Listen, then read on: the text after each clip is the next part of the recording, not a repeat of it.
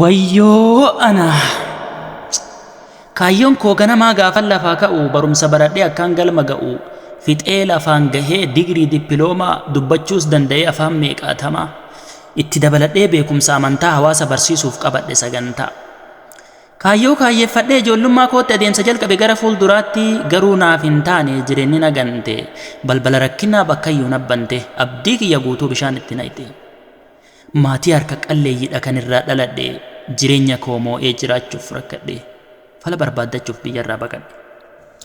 Kaayyoon kiyyan turre biyyarraa baqachuu akka nama kamiittuu hojjedhee jiraachuu biyyan baatu hojjedhee jiruu fooyyeffadhee konkolaataa bitee mana faa jaarradhe maatii koos qarqaaree jireenya mo'adhe.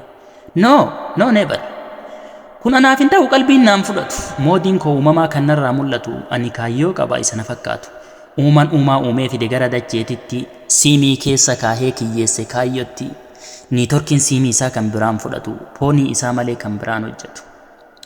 Kaayyoon koo ganamaa barumsa barachuu kitaaba dubbisee sammuu guddifachuu gamnummaaf hayyummaa al tokko torachuu dandeettii keessa koo kanaan gabbifachuu dhamalee ani hin yaanne biyyarraa baqachuu.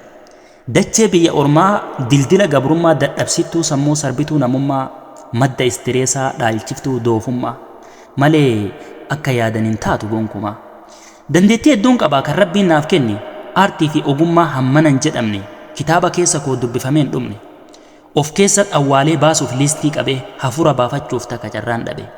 Mul'anni koo ganamaa na keessaa wixxisaa jireenyi koo har'aanatti gilindisaa umriin koos deemeera qabee gad hin dhaabu haala kiyya laalee yeroon naaf hin gaabbu.